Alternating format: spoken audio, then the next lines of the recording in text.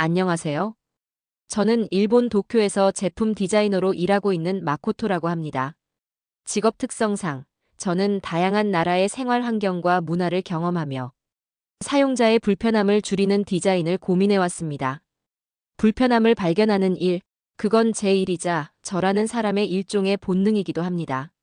지하철 개찰구의 높이, 택배 상자의 손잡이 위치, 심지어는 휴지거리의 방향 하나까지 저는 늘 조금 더 나은 방식은 없을까? 를 고민하며 살아왔습니다. 그런 제가 한국을 처음 방문하게 된 건 작년 가을이었습니다. 스마트 리빙 인프라를 주제로 한 리서치 프로젝트 때문이었죠. 서울과 부산 두 도시를 중심으로 일상의 기술 환경과 사용자 행동을 조사해달라는 의뢰를 받고 비행기에 오르게 되었습니다. 솔직히 말하자면 처음엔 기대가 크지 않았습니다. 한국이 그렇게 편리하다고? 뭐, 일본이랑 비슷하겠지. 어차피 거기서 거기 아닐까? 저에게 한국은 늘 뉴스 기사나 드라마 혹은 유튜브 속 영상으로만 접해본 나라였습니다. K-팝, 김치, 한류 드라마, 치맥. 그런 단어들로만 떠오르는 어딘가 세련된 소비 이미지로 포장된 나라. 그리고 택배. 말도 안 되는 얘기를 많이 들었습니다. 주문하면 3시간 만에 온다. 밤 11시에 시켜도 다음날 새벽에 문 앞에 온다. 아예 박스도 없이 배송 온다. 저는 그걸 전부 과장된 마케팅 문구라고 생각했습니다. 한국식 오버겠지. 실제로는 분실도 많고 기사님들 과로하고 다 그럴 거야.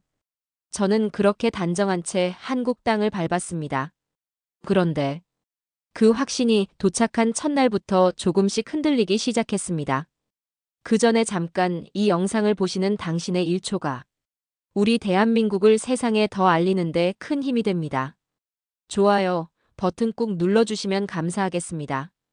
공항에서 숙소로 가는 길, 버스 정류장 옆에 놓인 무인 택배함, 편의점 안에 설치된 스마트 픽업 보관함, 그리고 거리 곳곳에서 만난 수많은 배달 오토바이들. 뭔가 시스템은 꽤 촘촘하네. 그때까지만 해도 저는 그냥 겉보기 구조가 좋아 보인다고만 생각했습니다. 그래도 실질적으로 잘 작동할까? 사용자 경험은 실제로 불편하지 않을까? 저는 늘 그렇듯 회의부터 시작했습니다. 출장 첫날 회의를 마치고 숙소로 돌아와 노트북을 열었을 때 순간 머릿속이 하얘졌습니다. 충전기를 두고 온 겁니다. 하필이면 출장 중, 그것도 다음날 오전 화상 프레젠테이션이 예정된 시점이었습니다. 파일 대부분은 클라우드에 저장돼 있었지만 마무리 편집본은 노트북에만 남아 있었고 배터리는 이미 10% 아래로 떨어져 있었습니다. 프런트에 혹시 충전기를 빌릴 수 있을지 조심스럽게 물었습니다. 직원은 잠시만요라고 말하며 백오피스로 들어가더니 곧 충전기 몇 개가 담긴 박스를 들고 나왔습니다. 다양한 브랜드가 섞여 있긴 한데요. 혹시 맞는 게 있을지 한번 확인해 보시겠어요? 저는 고개를 끄덕이며 하나하나 살펴봤습니다. HP, 델, 애플 대부분 미국 브랜드였습니다. 제 노트북은 일본 브랜드였고 재계 규격이 조금 달랐습니다. 실제로 하나를 꺼내어 비교해봤지만 핀 크기부터가 달라 보였습니다. 직원도 제 눈치를 보며 조심스럽게 말했습니다. 아마 일본 제품은 호환이 잘 안 되는 경우가 많더라고요. 저는 고개를 끄덕이며 충전기를 다시 박스에 넣었습니다. 그럴 수 있죠. 사실 저도 완전히 기대한 건 아니었습니다. 그래서 마지막 수단으로 스마트폰을 꺼내 한국의 쇼핑 앱을 열었습니다. 이름은 쿠팡이었고 처음 접해보는 앱이었지만 사용자 인터페이스는 꽤 직관적이었습니다. 노트북 모델명을 검색하자 호환 가능한 정품 충전기가 바로 떠올랐고 가격도 생각보다 합리적이었습니다. 그때가 딱 오전 11시 40분쯤이었습니다. 혹시나 하는 마음에 배송 정보를 눌러봤습니다. 배송 예정 오늘 저녁 7시 전 도착. 정말로 그렇게 적혀 있었습니다. 지금 시각이 11시 40분인데 오늘 도착한다고? 아니 설마. 그냥 시스템상 표기겠지. 전 솔직히 믿지 않았습니다. 그래도 반쯤 포기하는 마음으로 결제를 눌렀습니다. 이건 뭐 실험이지, 정말 오늘 오면 대박이고. 그냥 한번 속는 셈 치고 해본 거였어요. 그런데 말입니다. 정말로 그날 저녁 6시 50분. 호텔 프런트에서 전화가 걸려왔습니다. 고객님, 택배 도착했습니다. 프런트로 오셔도 됩니다. 순간 저는 시간을 2번 확인했습니다. 지금이 6시 50분? 진짜 왔다고? 저는 얼떨떨한 마음으로 로비로 내려갔습니다. 직원은 아무렇지 않게 상자를 건네며 웃었고 작은 종이박스에는 제 이름과 숙소 주소, 그리고 당일 배송 초특급이라는 스티커가 선명하게 붙어 있었습니다. 그 안에는 정확히 제가 오전에 주문했던 충전기가 깔끔하게 포장된 채 들어 있었습니다. 그 순간 말이 나오지 않았습니다. 단순히 빠르다는 걸 넘어서 이건 뭔가 이상하리만치 정확하고 일관됐습니다. 우연이라기엔 너무 빈틈이 없고 그저 운이 좋았다고 넘기기엔 설명되지 않는 부분이 많았죠. 진짜 이게 일상이라고? 그 순간 제 머릿속 어딘가에서 작은 균열이 생기기 시작했습니다. 다음 날 조식은 숙소 내 뷔페에서 간단히 해결했습니다. 사실 큰 기대는 하지 않았습니다. 출장용 숙소 조식이야 보통 있으니까 먹는 정도일 거라 생각했죠. 그런데 막상 접시에 담아 나온 한식 코너의 음식은 의외였습니다. 따뜻한 밥, 맑은 북엇국, 가지런히 놓인 나물 반찬과 김치. 형식은 분명 뷔페였지만 그 구성과 정갈함은 마치 누군가 집에서 차려준 아침상 같았습니다. 사실 저는 일본인으로서 아침 식사를 소홀히 하지 않는 문화에는 익숙한 편입니다. 일본 료칸에서 먹는 전통 아침 정식, 정갈한 도시락 문화처럼 말이죠. 하지만 이곳에서 느낀 감정은 조금 달랐습니다. 정성스러움이라는 공통점은 있지만 한국의 아침상에는 어딘가 모르게 생활 속 온기 같은 게 묻어 있었습니다. 무언가를 보여주기 위한 정갈함이 아니라 진심 어린 배려에 가까운 인상이라고 할까요? 한국은 참 이상하다는 생각이 들었습니다. 아침 한 끼를 이렇게까지 신경 써야 하나? 하는 의문과 동시에 이런 디테일이 쌓이면 하루가 달라지는 걸까 싶기도 했습니다. 물론 아직은 조심스러웠습니다. 단지 첫인상일 뿐일 수도 있고 어쩌면 이곳 호텔만의 특수한 사례일 수도 있으니까요. 하지만 분명한 건 제 머릿속에 있던 편리함은 그저 표면적인 이미지일 것이라는 생각이 조금씩 흔들리기 시작했다는 점이었습니다. 그날 오전 일정은 화상회의 후 서울시청 인근의 공공시설 방문이었습니다. 사용자 편의 인프라가 실제로 어떻게 적용되어 있는지를 관찰하기 위해 시민청과 서울도서관을 찾았는데 첫인상부터가 뭔가 달랐습니다.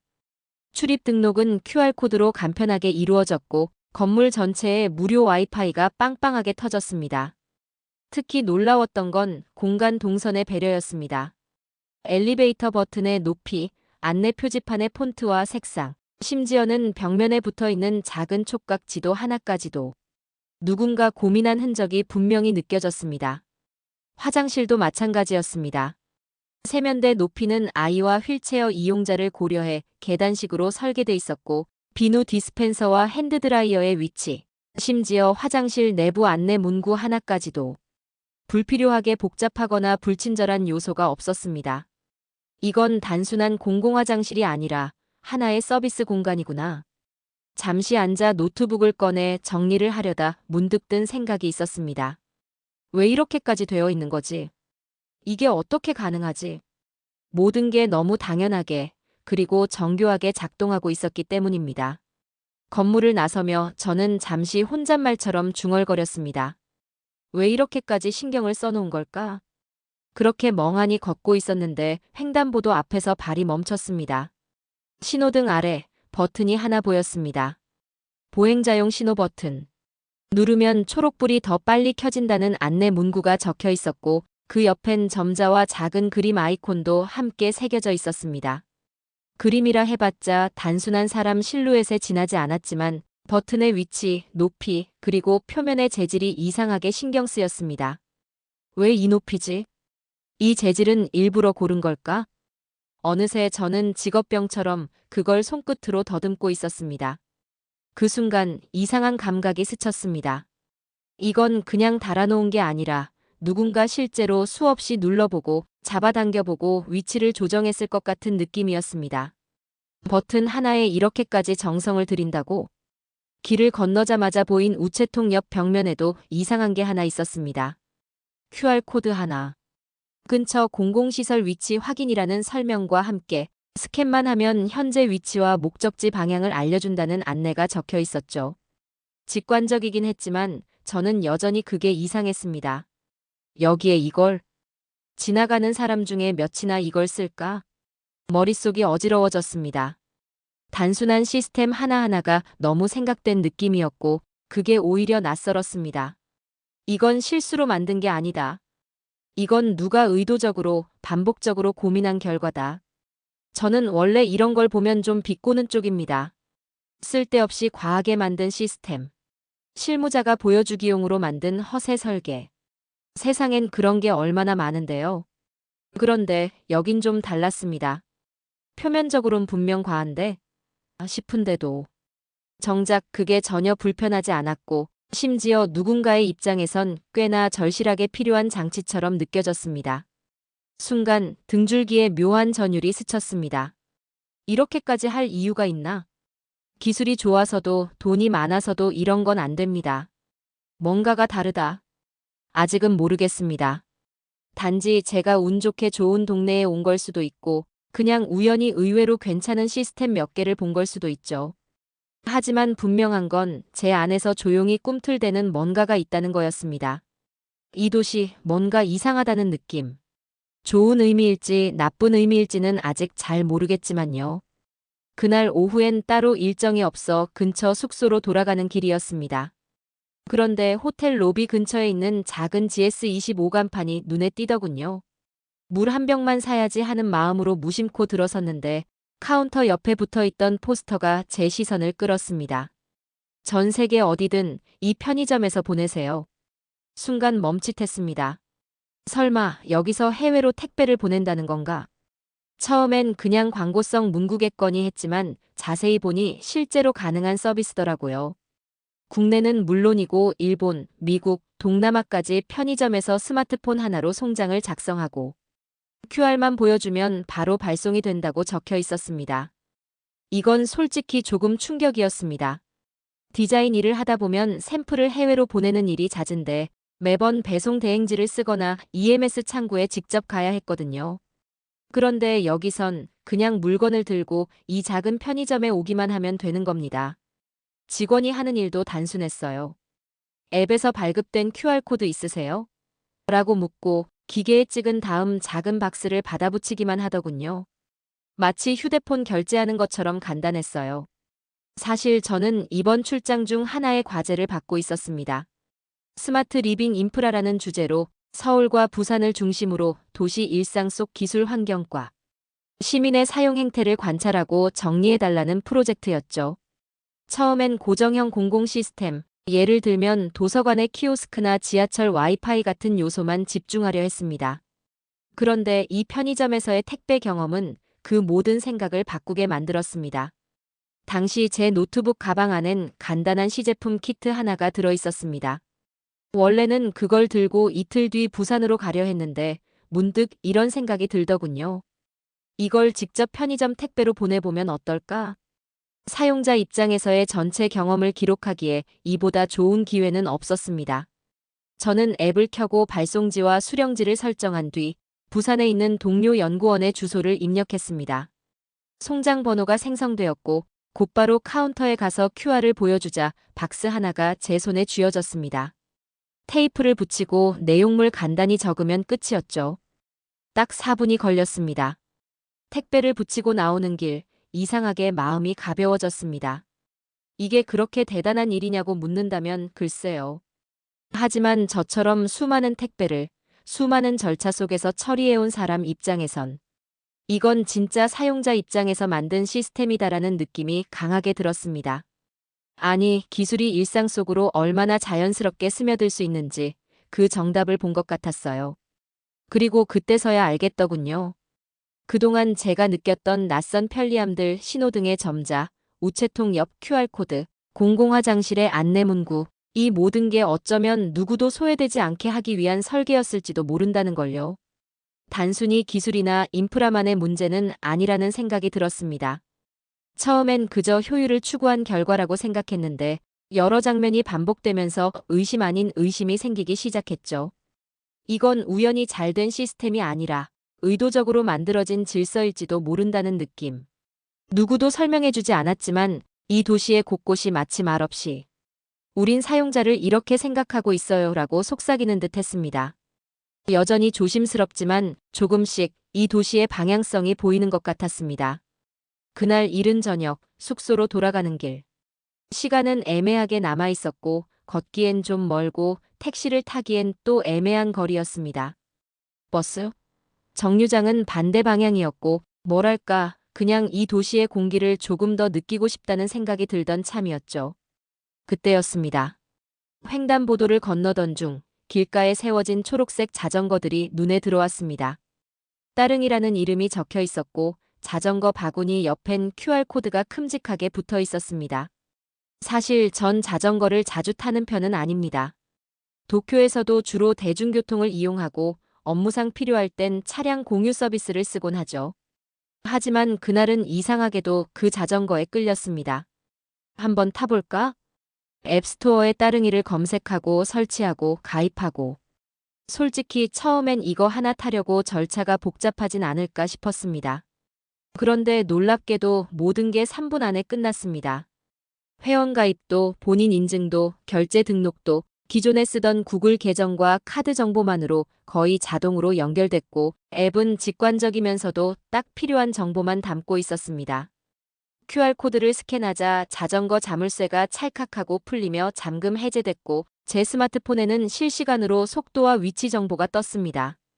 정말 이건 무슨 전동 킥보드만큼 간단하잖아. 무릎을 굽혀 안장을 조절하고 페달을 밟아 출발했을 때 전 정말 오랜만에 어린아이처럼 웃고 있었습니다. 강변길을 따라 자전거 도로가 매끄럽게 이어졌고 차도와 분리된 구조는 제게 이 도시가 자전거를 단순한 교통수단이 아니라 생활의 일부로 대한다는 인상을 줬습니다. 자전거를 타고 다리를 건너는 동안 노을이 한강 물 위에 길게 퍼져 있었습니다. 붉고 주황빛 섞인 하늘이 수면에 내려앉아 잔잔히 흔들렸고 강 건너 고층 빌딩들의 유리창엔 그 노을빛이 반사되어 마치 도시 전체가 저녁 햇살을 품고 있는 것 같았습니다. 페달을 밟는 속도에 따라 바람이 얼굴을 스치고 제 그림자가 다리 바닥 위로 길게 드리워졌습니다. 그리고 그 순간 왠지 모르게 마음 한구석이 부드럽게 놓이는 기분이 들었습니다. 도시는 여전히 바쁘게 움직이고 있었지만 저는 그 흐름에서 잠시 벗어나 그저 저녁 햇살 속을 미끄러지듯 지나가고 있었습니다.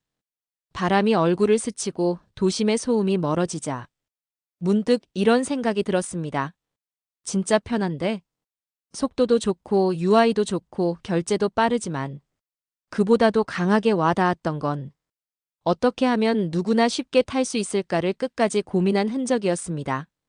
중간에 멈췄다가 다시 타려고 할 때 앱엔 일시 정차 기능이 있었고 주차할 땐 GPS 기반으로 주차 권장 구역까지 안내해줬습니다. 그 모든 경험이 놀랍도록 매끄럽고 심지어 이걸 왜 이렇게까지 만들었지? 싶은 생각이 다시 떠올랐죠. 누가 이렇게까지 신경을 썼을까? 대체 이 도시엔 왜 이런 시스템이 당연하게 존재하는 걸까? 자전거를 반납하고 나서도 한참 동안 QR코드를 붙잡고 멍하니 서 있었습니다. 단순한 교통수단 하나가 제 생각을 이렇게 뒤흔들 수 있다는 게 솔직히 좀 당황스럽기도 했습니다. 사실 일본에도 공유 자전거 시스템은 있습니다. 저도 도쿄에서 몇 번 이용한 적이 있죠. 전동 어시스트 기능이 달린 자전거에 전용 앱으로 QR을 찍고 지정된 거치소에 반납하는 구조. 기능만 보면 한국과 비슷해 보일지도 모릅니다. 그런데 직접 체험해보면 차이가 확실합니다. 일본의 공유 자전거는 기계적으로 잘 작동한다는 인상에 가깝습니다.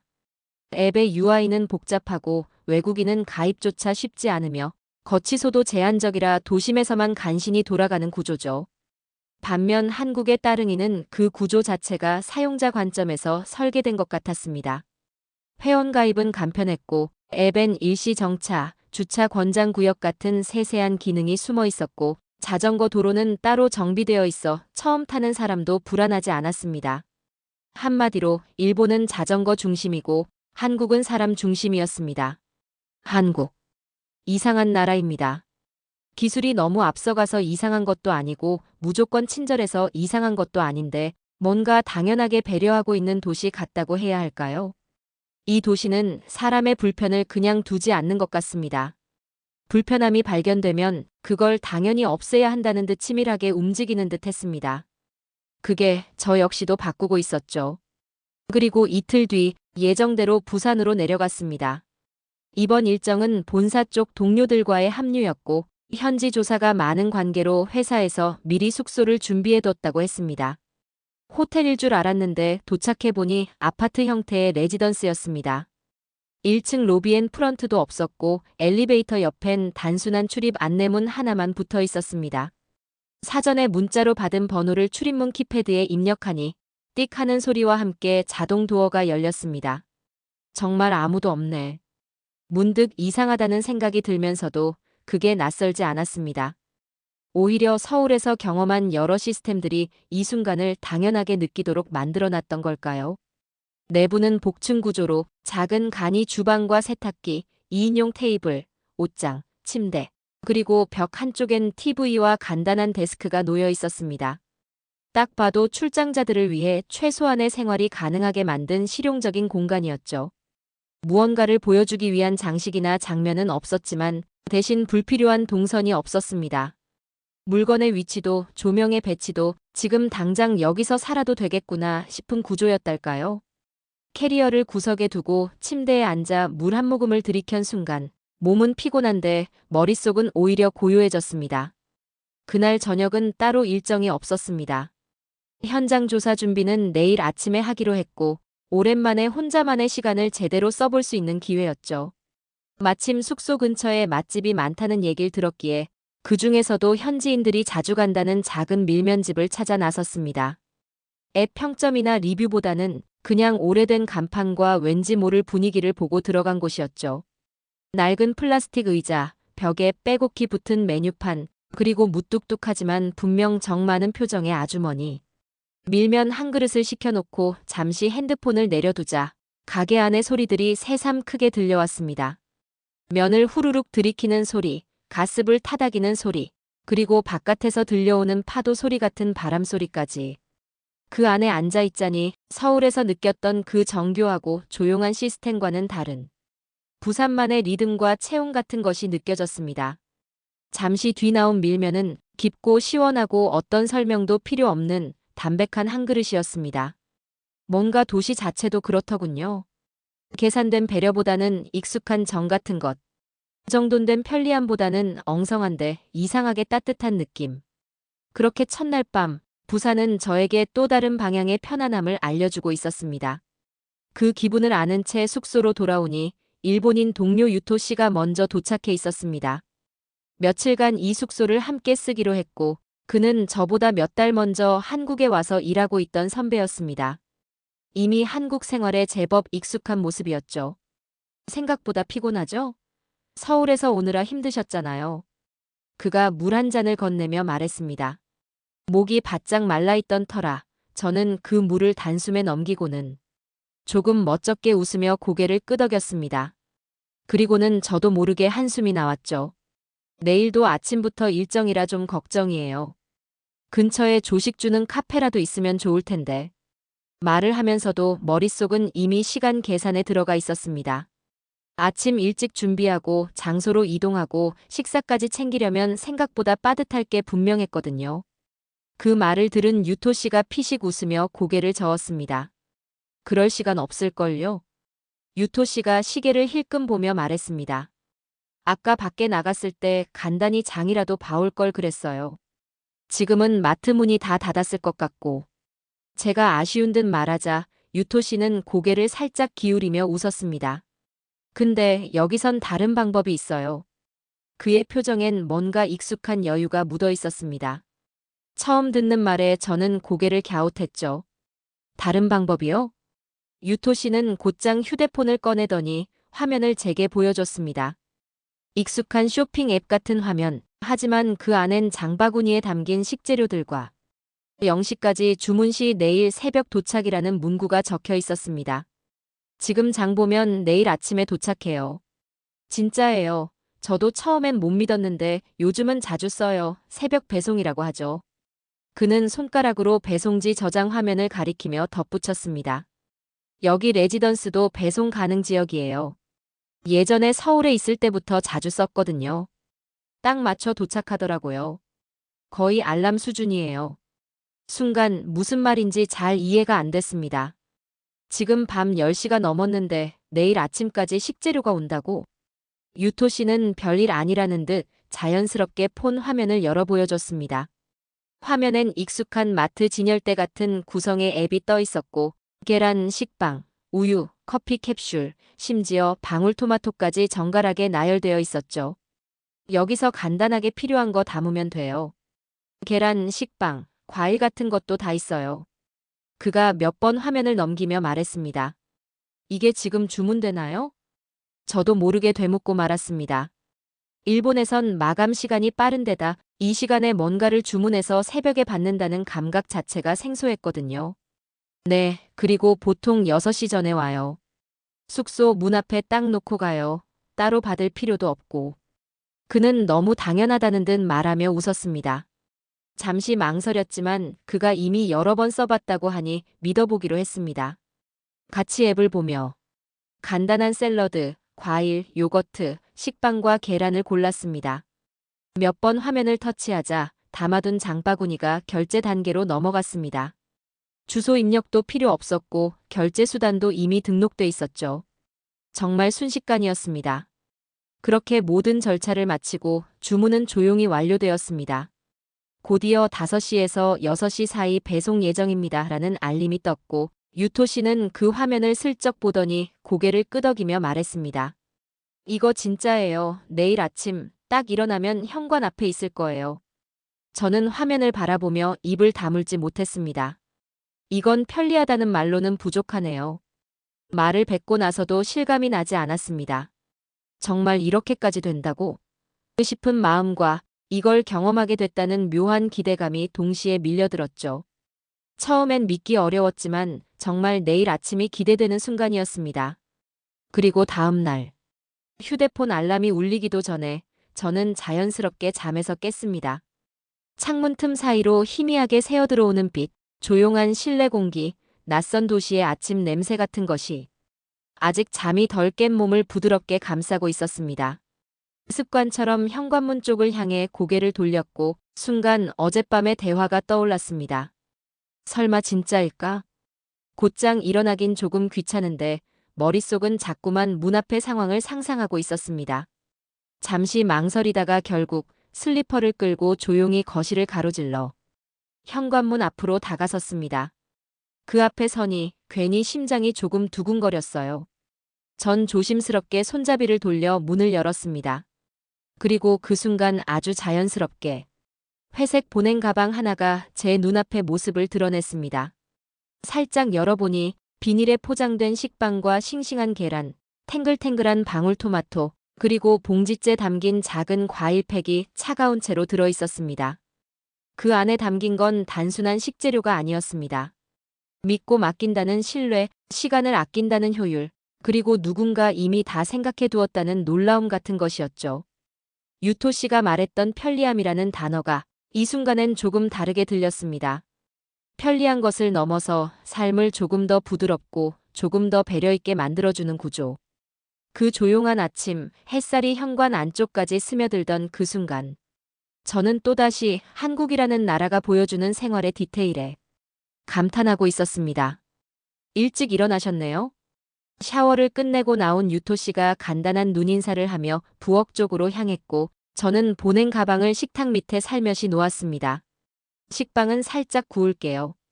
계란은 스크램블로 괜찮죠? 그가 익숙한 손놀림으로 팬을 꺼내고 불을 올리는 걸 보니 이 생활이 처음이 아니라는 게 느껴졌습니다. 냉장고도 아닌 현관 앞에서 막 꺼낸 재료들이었지만 식빵은 여전히 말랑했고 계란은 신선했으며 방울토마토의 표면은 촉촉한 이슬로 덮여 있었습니다. 저는 조용히 물을 받아 토마토를 헹궜고 과일팩도 접시에 하나하나 옮겨 담았습니다. 그동안 유토 씨는 식빵을 노릇노릇하게 굽고 스크램블 에그에 소금 한 꼬집과 후추를 톡톡 뿌려 부드럽게 저었습니다. 익어가는 냄새가 금세 부엌 가득 퍼졌고 창밖으로 들어오는 아침 햇살과 어우러져 그 순간이 묘하게 따뜻하게 느껴졌습니다.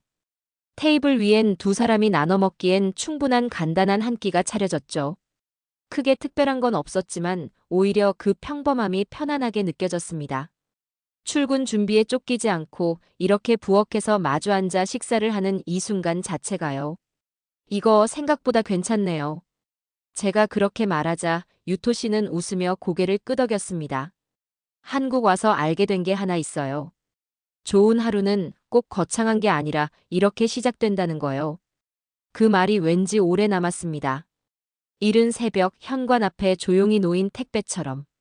이 아침도 그렇게 조용히 마음 한편에 놓여졌습니다. 식사를 마친 뒤 유토 씨는 조용히 식탁을 정리했고 저는 세면대에서 찬물로 얼굴을 다시 한번 씻었습니다.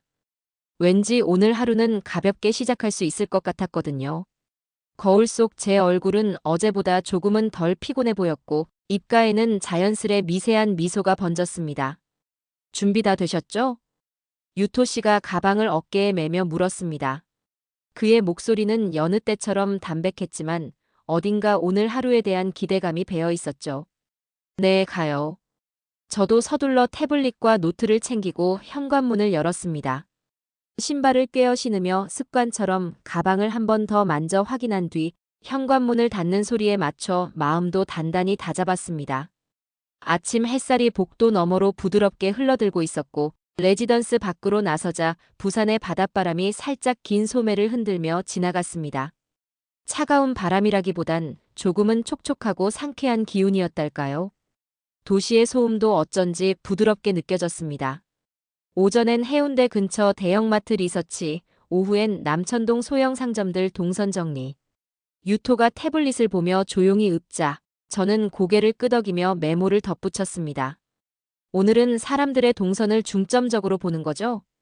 제가 묻자 유토 씨는 고개를 끄덕이며 살짝 웃었습니다. 네, 그리고 제품 디스플레이 방식도 체크해 보려고요. 특히 주방가전 쪽이요. 어제 본 그 브랜드 기억나시죠? 아직 하루는 시작된 지 얼마 되지 않았지만 왠지 오늘은 새로운 발견이 많을 것 같은 예감이 들었습니다. 유토 씨와 저는 지하철역까지 도보로 10분 남짓을 걸었습니다. 평소 같으면 귀찮게 느껴졌을 거리였지만 오늘은 그마저도 도시의 표정을 읽는 시간이 되는 듯했죠. 지하철 안에서 우리는 말없이 각자의 태블릿을 펼쳤습니다. 현장에서 체크할 항목, 매대 구성도, 그리고 매장 내 동선 구조까지. 어젯밤 계획해둔 리스트를 다시 확인하며 서로 몇 마디씩 주고받았습니다. 해운대역에 도착한 건 오전 9시 조금 전이었습니다. 목적지였던 대형마트는 도보 5분 거리였고 이미 문을 연 매장 안에는 간간히 이른 장을 보러 나온 사람들이 있었습니다. 우리는 2개 층에 걸쳐 주방 가전과 식품 매대를 중심으로 관찰했고 특히 유토 씨는 스탠딩 냉장고와 소형 전기포트를 비교적 오래 살펴봤습니다. 이거 도쿄에서는 이렇게까지 디테일하게 안 나와요. 그가 손잡이 모양을 가리키며 말했습니다. 여기 보면 왼손잡이도 쓰기 편하게 설계됐잖아요. 작은 배려인데 꽤 신경 쓴 티가 나요. 저도 고개를 끄덕였습니다. 확실히 한국의 일상 속 제품들은 단순히 기능만을 넘어 사용자의 상황을 함께 고려하고 있다는 인상을 주었죠. 그건 단순히 물건을 만드는 것이 아니라 누군가의 하루를 상상하며 미리 돕는 방식에 가까웠습니다. 무심코 지나칠 수 있는 부분을 누군가는 한 번쯤 멈춰서서 고민했다는 흔적이었어요. 그런 작은 세심함들이 모여 이 도시가 왜 이렇게 편안하게 느껴지는지, 왜 처음 와보는 곳인데도 낯설지 않게 느껴지는지를 조금씩 설명해주고 있는 듯했죠. 아, 이거 봐요. 해운대 대형마트 조사를 마치고 남천동의 소형 상점 리서치를 하던 중 유토 씨가 선반 위에 작은 유리잔을 가리켰습니다. 이 디자인 진짜 잘 만들지 않았어요? 그는 잔의 입구 곡선과 손에 감기는 두께를 유심히 살펴보다가 고개를 끄덕였습니다. 블로그에 따로 소개해도 좋을 것 같아서 하나 사고 싶은데. 잠시 고민하던 유토 씨는 이내 스마트폰을 꺼내 들었습니다. 근데 오늘 일정도 남아있고 이걸 들고 다니기엔 좀 부담스럽네요. 그는 매장 옆 통로에서 제품명을 검색하더니 한 쇼핑 앱을 열고 화면을 슥슥 넘겼습니다. 여기 있네요. 가격도 괜찮고 지금 주문하면 오늘 도착한대요. 진짜요? 이걸 지금 시켜도 오늘 와요? 저도 모르게 되물었지만 말하고 나서야 스스로 웃음이 나왔습니다. 맞다. 나도 이미 한 번 겪었지. 충전기도 몇 시간 만에 왔었잖아. 언제쯤 도착한다고 뜨나요? 그 시간에 맞춰서 움직이는 게 좋겠어요. 제가 그렇게 묻자 유토 씨는 스마트폰을 가볍게 흔들며 웃었습니다. 하지만 그의 대답은 제 예상과는 조금 달랐습니다. 아니요, 우리 없을 때 도착해도 괜찮아요. 알아서 문 앞에 두고 가니까요. 사람이 없어도요? 제가 눈을 동그랗게 뜨자 그는 고개를 끄덕이며 설명을 덧붙였습니다. 네, 기사님이 도착하면 문 앞에 조용히 두고 사진을 찍어 보내줘요. 우리는 문자로 그 사진을 확인하면 되고요. 직접 받을 필요가 없어서 더 편해요. 현관 앞 도착 사진까지 실시간으로 오니까 불안할 일도 없어요. 그 순간 저는 짧은 정적과 함께 고개를 끄덕였습니다. 하루 만에 오는 것도 대단했는데 사람이 없어도 정확히 문 앞까지. 단순한 속도의 문제만은 아니었습니다. 일본이라면 대부분 대면 수령이 기본이고 부재 중이면 부재표만 덩그러니 남는 게 익숙했으니까요. 여긴 달랐습니다. 이 시스템은 단순히 빠름을 넘어서 믿고 맡길 수 있음이 전제된 구조였습니다. 그것이야말로 제가 조금씩 이 도시를 편하다고 느끼는 이유 중 하나일지도 모른다는 생각이 들었습니다. 그리고 몇 시간이 지난 뒤 우리는 남천동 인근의 한 작은 식당에서 이른 저녁을 먹고 있었습니다. 기와 지붕 아래 나무 간판이 걸린 가게였는데 겉모습만 봐도 이 집은 뭔가 다르다는 느낌이 드는 곳이었죠. 저는 우엉조림과 연근무침이 곁들여진 제육 정식을, 유토 씨는 묵은지와 조기구이가 함께 나온 된장찌개 백반을 주문했습니다. 맑은 국물에는 큼직한 무와 대파가 부드럽게 익어 있었고 반찬 하나하나가 조미료보단 시간과 손길로 만들어졌다는 느낌을 주는 맛이었죠. 그릇은 투박하지만 온기가 느껴지는 세라믹이었고 음식은 정갈하게 담겨 나왔습니다. 젓가락을 들던 유토 씨가 갑자기 손을 멈췄습니다. 왔네요. 그는 화면을 보여주었습니다. 배송 완료 메시지와 함께 우리 숙소 문 앞에 놓인 택배 상자에 사진이 떠 있었죠.